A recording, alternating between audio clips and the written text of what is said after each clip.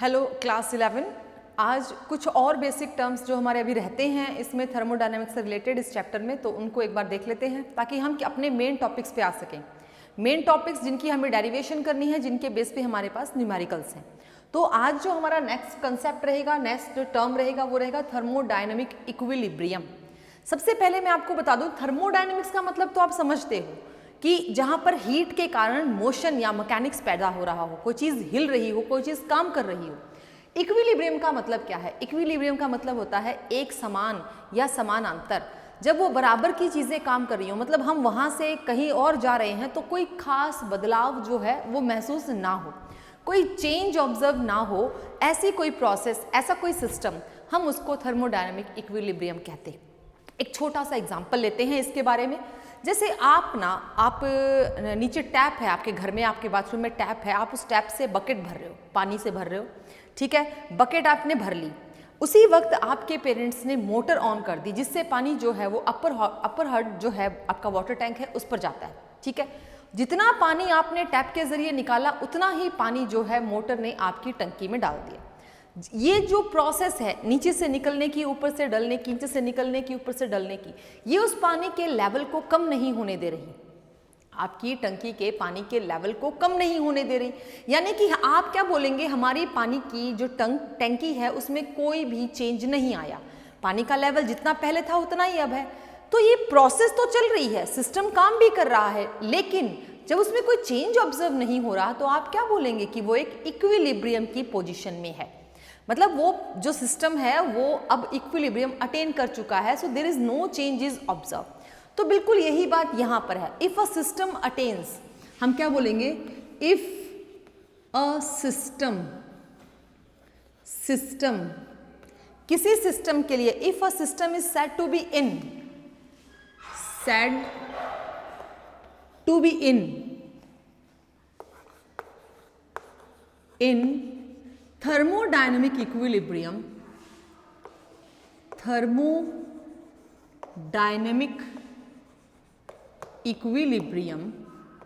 अगर हम किसी सिस्टम को थर्मोडायनेमिक इक्विलिब्रियम में बोल रहे हैं, thermodynamic, if a system said to be in thermodynamic equilibrium, if मतलब हमने बोला, आप ऐसे बोल सकते हो कि अ सिस्टम, ठीक है, if its macroscopic properties,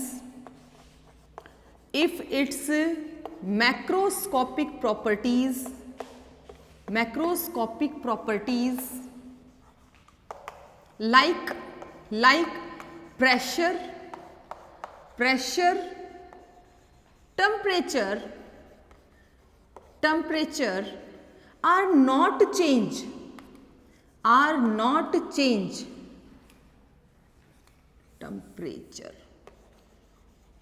temperature are not change with change in time, या not change with time, time के साथ ऐसी प्रॉपर्टीज में बदलाव महसूस ना हो, बदलाव ना आए, तो हम बोलेंगे कि वो सिस्टम अब कैसी कंडीशन में है, वो सिस्टम अब इक्विलिब्रियम की कंडीशन में, ठीक है। तो थर्मोडायनेमिक सिस्टम कोई भी सिस्टम है जिस पर हम वर्क कर रहे हैं, अगर उसकी प्रेशर, टेम्परेचर, वॉल्यूम, ऐसी किसी प्रॉपर्टी में अगर हम टाइम पास होने के साथ साथ भी कोई चेंज ऑब्जर्व नहीं कर रहे, इट मीन्स वो कोई स्टेट एक्वायर नहीं कर रहा, इनिशियल स्टेट और फाइनल स्टेट एक्वायर नहीं कर रहा, तो हम बोलेंगे कि वो अब किस कंडीशन में आ गया है, वो इक्विलिब्रियम की condition. Now the next term is thermodynamic processes. Thermodynamic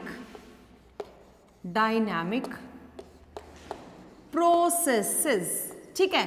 processes, हम सारी प्रोसेस ही तो पढ़ते हैं, कोई सिस्टम है वो जब काम कर रहा है तो वो प्रोसेस ही तो है। तो थर्मोडायनेमिक प्रोसेस होती क्या है? Thermodynamic process is said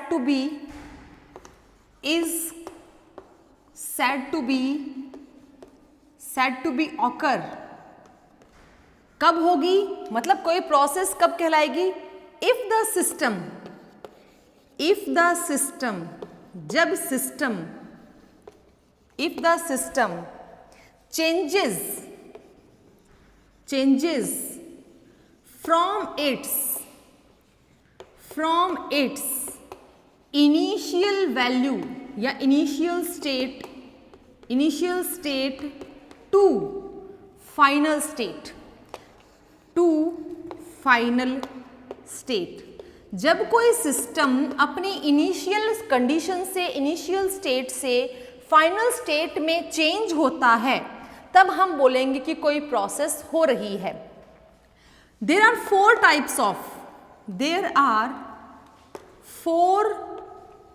types of thermodynamic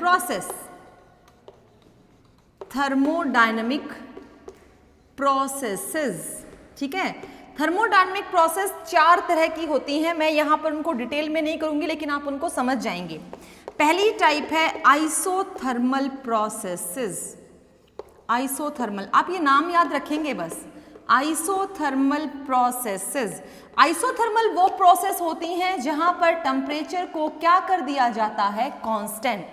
मतलब टेम्परेचर कांस्टेंट हो रहा है, बाकी सभी वेरिएबल्स क्या कर रहे हैं, अपने आप को चेंज कर रहे हैं। अपने आप को चेंज करके वो कोई इनिशियल से फाइनल स्टेट एक्वायर कर रहे हैं। तो ऐसी जहां पर टेम्परेचर कांस्टेंट हो गया और प्रोसेस चल रही है, उनको बोलेंगे isothermal process. Number 2, isobaric process. Isobaric process में सभी वेरिएबल्स काम कर रहे हैं, बस हम किसको कांस्टेंट कर देते हैं, हमने किसको कांस्टेंट कर दिया, प्रेशर को। अगर हम प्रेशर को कांस्टेंट करते हैं तो बाकी सारे वेरिएबल्स क्या कर रहे हैं, काम कर रहे हैं। वो इनिशियल स्टेट से फाइनल स्टेट की तरफ अपने चेंजेस को ऑब्जर्व करवाएंगे। तो आइसोथर्मल प्रोसेस वो होंगी जिनमें टेम्परेचर कांस्टेंट होगा, आइसोबारिक प्रोसेस वो होंगी जिनमें प्रेशर कांस्टेंट होगा। नंबर 3 पर है आइसोकोरिक प्रोसेसेस। आइसोकोरिक प्रोसेस वो होती है बेटा जिनमें वॉल्यूम को कांस्टेंट कर दिया जाता है। आइसोकोरिक प्रोसेस के अंदर वॉल्यूम कांस्टेंट रहेगी, बाकी सभी वेरिएबल अपने आप को चेंज करेंगे। नंबर 4 इज एडियाबैटिक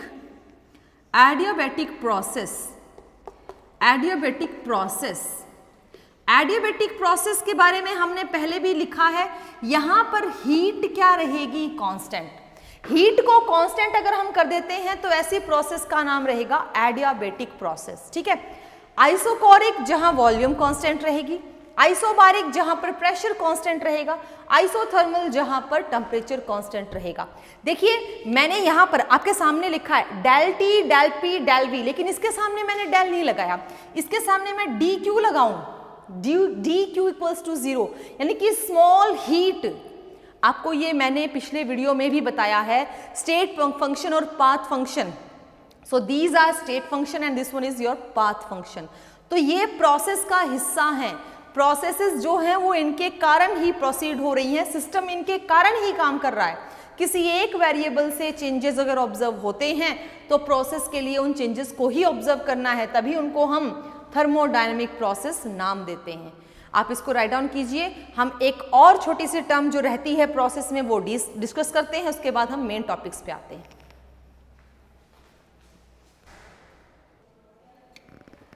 चलिए बेटा, थर्मोडायनेमिक प्रोसेसेस में एक नेक्स्ट टर्म और हम इंट्रोड्यूस करते हैं, वो है बेटा रिवर्सिबल एंड इरिवर्सिबल प्रोसेसेस। हालांकि आप छोटी क्लासेस से पढ़ते आ रहे हैं कि ऐसी रिएक्शंस भी होती हैं, रिवर्सिबल रिएक्शन, इरिवर्सिबल रिएक्शन। यहाँ पर हम उनको प्रोसेस का नाम दे रहे हैं क्योंकि हम जिस सिस्टम के बारे में बात कर रहे हैं उसके ऊपर थर्मोडायनेमिक प्रोसेस डील कर रहे हैं, ठीक है। तो सबसे पहले हम बात करते हैं रिवर्सिबल प्रोसेसेस क्या हैं।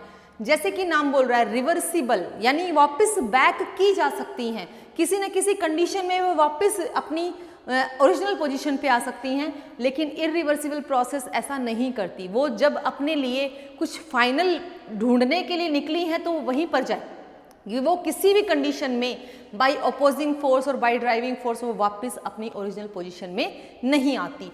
दोनों ही प्रोसेस बहुत स्लो हैं, धीरे धीरे इनमें चेंजेस ऑब्जर्व होते हैं, बहुत ही स्लो हैं। इसको हम रिवर्स कर सकते हैं लेकिन इन प्रोसेसेस को हम रिवर्स नहीं कर सकते। इनफाइनाइट टाइम लेती हैं, यानी कि स्लो हैं तो इनके कंप्लीशन के टाइम को हम फिक्स नहीं कर सकते। बहुत सारी ऐसी रिएक्शंस हैं जो इमेजिनरी का मतलब होता है कि हम ऐसा इमेजिन कर रहे हैं, हो सकता है उनको कंप्लीट होने में साल लग जाए, 2 साल लग जाए, 3 साल लग जाए, मतलब उनकी प्रोसेस बहुत स्लो होती है।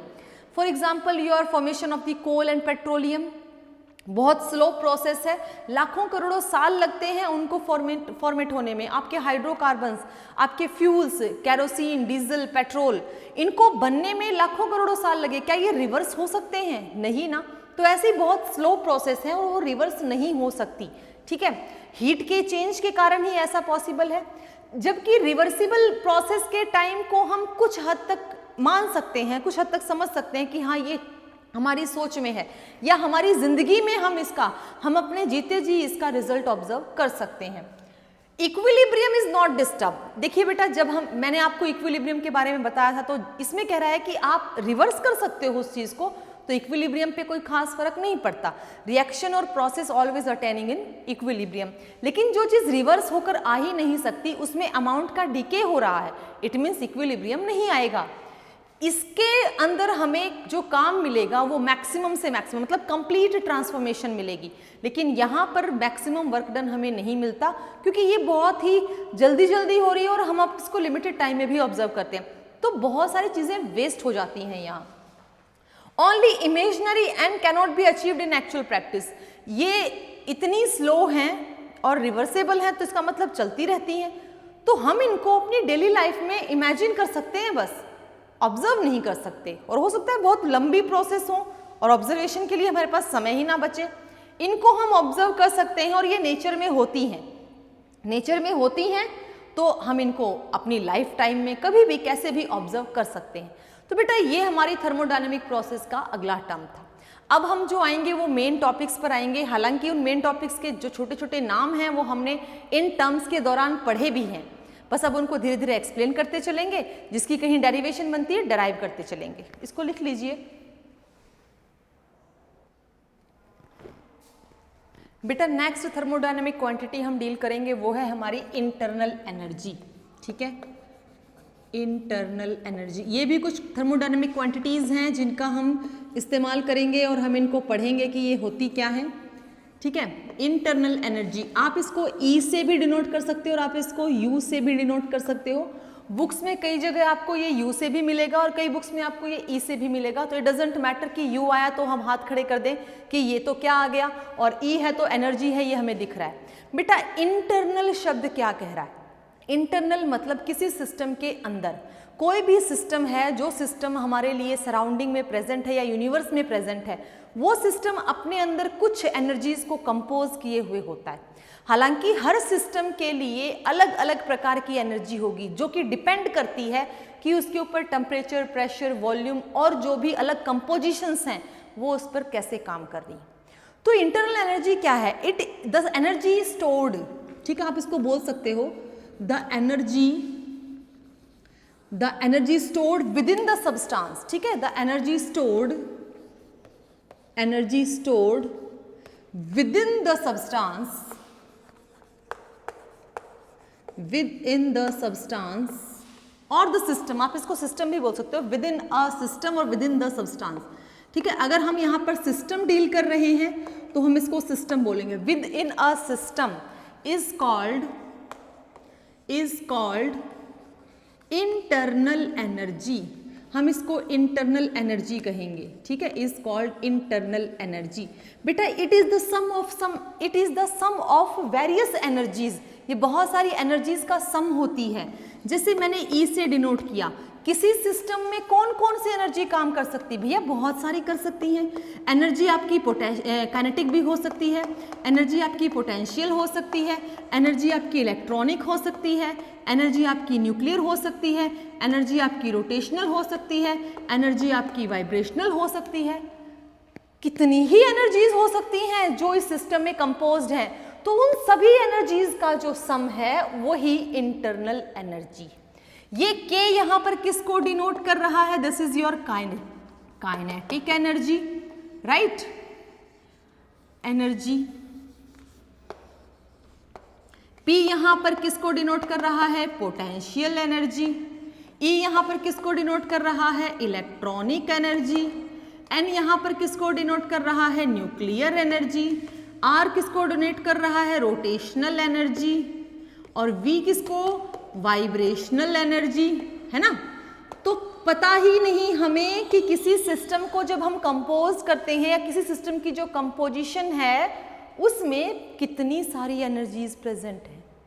The SI unit of this energy, this is your internal energy, this is your internal energy, ये आपकी इंटरनल एनर्जी है, ठीक है। किसी सिस्टम के अंदर कंपोज्ड या स्टोर्ड एनर्जीज को हम क्या कहते हैं? Internal energy. इंटरनल एनर्जी को बदला जा सकता है, फिर सिस्टम के अंदर स्टोर है तो हम इसको बदल भी सकते हैं, लेकिन कैसे? हम इसको बदल सकते हैं बाय अप्लाइंग हीट और doing some work on the system. आप इस बात को लिख सकते हो, internal energy can be changed, internal energy can be changed, can be changed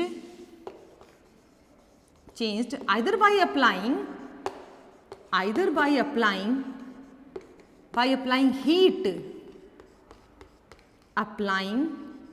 heat, or doing work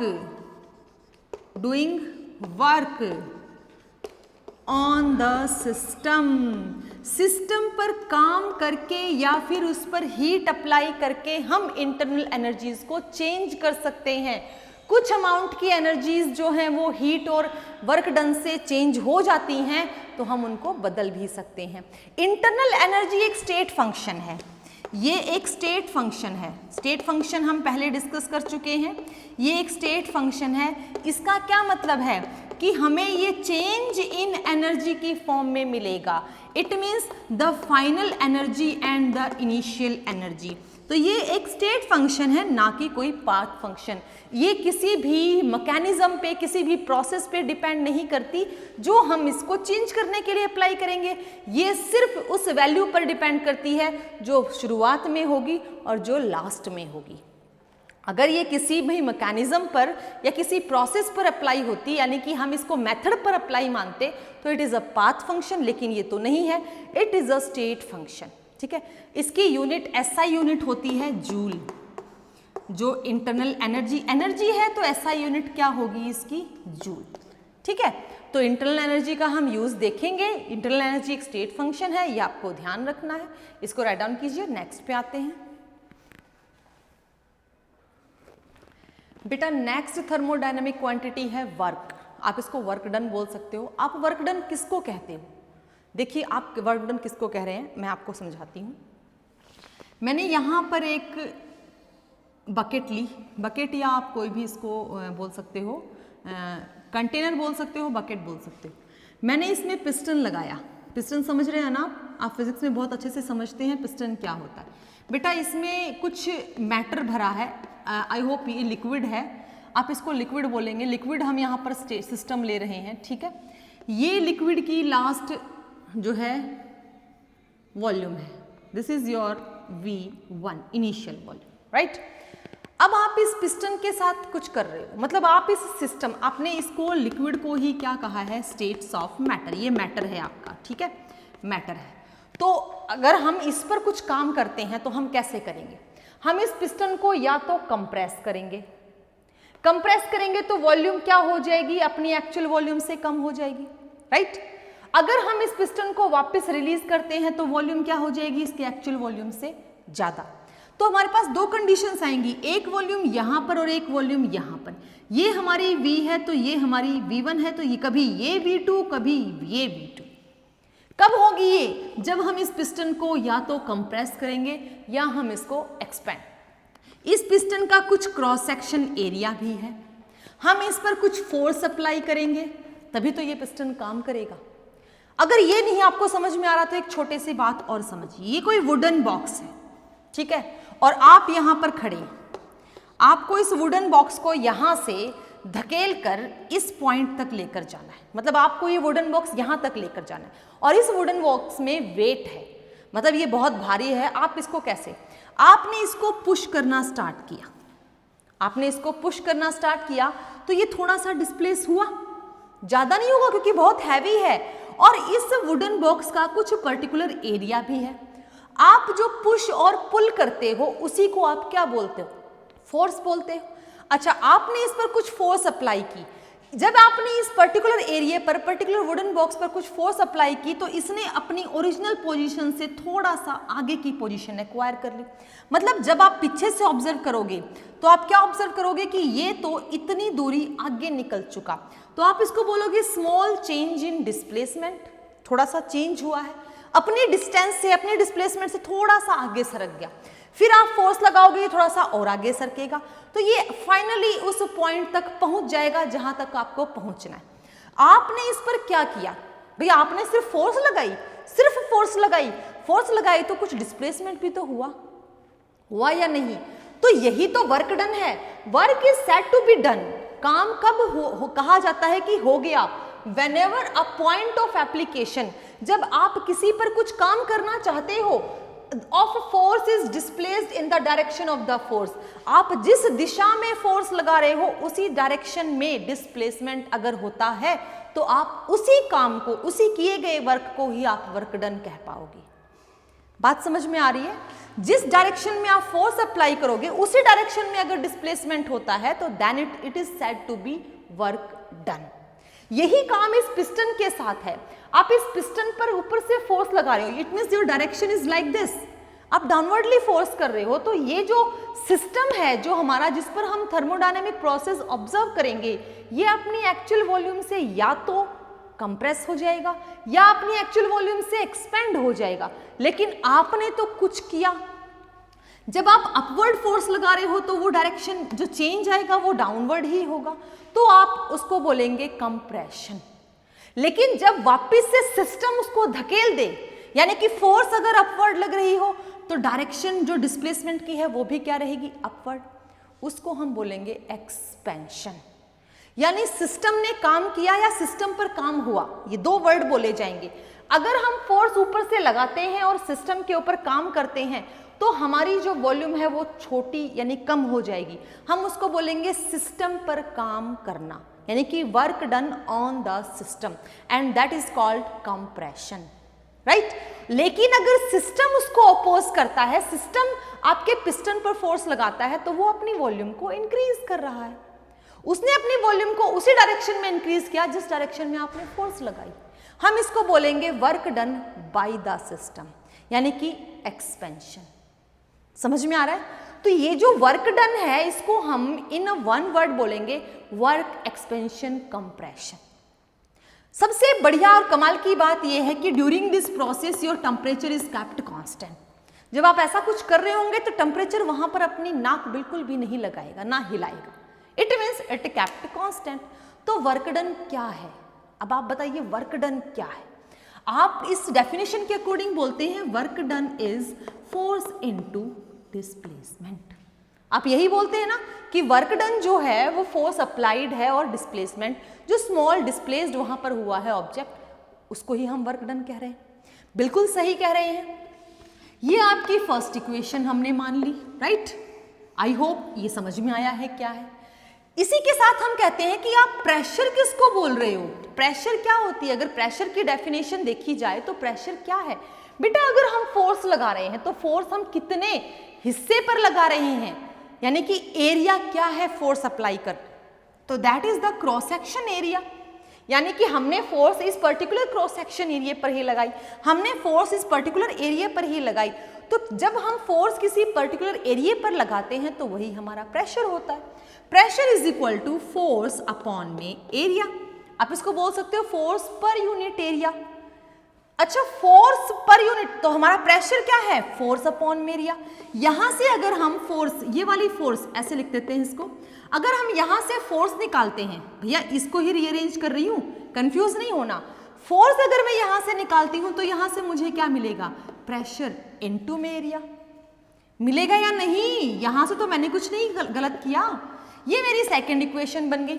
अगर मैं फोर्स की वैल्यू फर्स्ट इक्वेशन में पुट कर देती हूं, अगर मैं इस फोर्स की वैल्यू को फर्स्ट इक्वेशन में पुट कर देती हूं, तब मुझे क्या मिला? तब equation first, we get equation first like, तो पहली इक्वेशन क्या बन गई? अगर मैंने फोर्स की इस वैल्यू को, यानी कि प्रेशर इनटू में एरिया वैल्यू को पहली वाली इक्वेशन में पुट कर दिया, तो मुझे मिला W क्या है बेटा, वर्क डन, प्रेशर इनटू में एरिया इनटू में displacement, little displacement, small displacement, ठीक है। अच्छा, वेरी गुड। अब आपको यहां से एक और चीज याद रखनी है, हम यहां पर वॉल्यूम का डिस्कशन कर रहे थे, वॉल्यूम कंप्रेस हो रही है, वॉल्यूम एक्सपैंड हो रही है, लेकिन ये वॉल्यूम एक्चुअल में है क्या, ये वॉल्यूम है इस क्रॉस सेक्शन एरिया के साथ होने वाली डिस्प्लेसमेंट, क्योंकि यहीं से तो हम ऑब्जर्व करेंगे ना how much the volume displaced, how much the displacement takes place in this system. तो हम कह सकते हैं dl इंटू में a इज इक्वल टू dv, but it is not a big change, it's a very small change. भाई जो स्मॉल चेंज इन वॉल्यूम आ रहा है वो किस कारण से आ रहा है, little displacement by cross section area. किसी क्रॉस सेक्शन एरिया में, किसी एरिया में, किसी पर्टिकुलर जगह में जो थोड़ा सा चेंज आ रहा है वो हमारा क्या है, चेंज इन वॉल्यूम। बात समझ में आ रही है, ये हमारी इक्वेशन नंबर 3 है। अगर हम यहां पर इन दोनों की जगह इस टर्म को मैं लिख दूं तो I hope we are not wrong.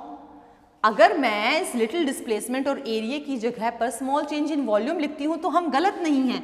तो W बिकम्स P, देखो बेटा dV है, P dV, and this is your final statement, this is your 4th equation.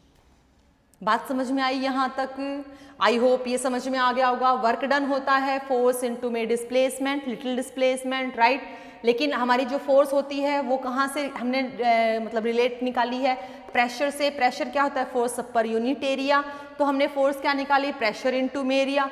Pressure into area हमने पहले वाली इक्वेशन में पुट किया तो हमें A इनटू में DL के लिए रिलेशन मिला, that is small change in volume. We put the value and we got W is equal to P dV, ठीक है। P डेल भी बोल दो, P dV बोल दो, this is your work done. ये है आपका वर्क डन। अब वर्क डन 2 प्रकार का हो सकता है, वर्क डन 2 तरीके का होता है, आप उस 2 तरीके को ध्यान देंगे। अगर हम किसी रिएक्शन में, मैं यहां पर लिखूंगी, आप इसको देखिएगा प्लीज, कह रहा है कि इफ वर्क एक्सपेंशन, अभी मैंने आपको बोला भी था एक्सपेंशन हो रहा है, एक्सपेंशन हो रहा है। तो जरा ध्यान देना, यहां का जो प्रेशर होता है वो प्रेशर होता है एक्सटर्नल, और सिस्टम के अंदर जो प्रेशर होता है वो होता है इंटरनल। प्रेशर तो प्रेजेंट है, सिस्टम का भी है, सराउंडिंग का भी है।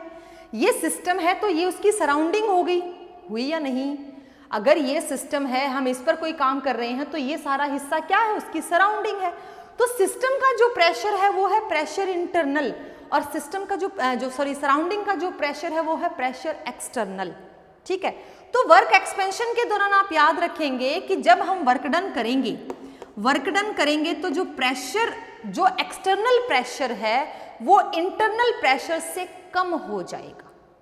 भाई इंटरनल प्रेशर ज्यादा होगा तभी तो बाहर भाग कर निकलेगा ना पिस्टन, तो हम उसको रिप्रेजेंट करेंगे -P डेल V, ठीक है।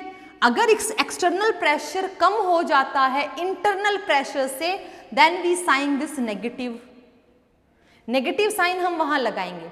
इसका क्या मतलब है? इसका मतलब है work done by the system, work done by the system, यानी कि सिस्टम ने काम किया है। किस पर काम किया है? सिस्टम ने काम किस पर किया है? सराउंडिंग पर। अगर ये आपका सिस्टम है तो ये आपका क्या है? ये आपका क्या है? सराउंडिंग। सिस्टम ने काम किया है सराउंडिंग पर, आप इसको बोलेंगे work done by the system.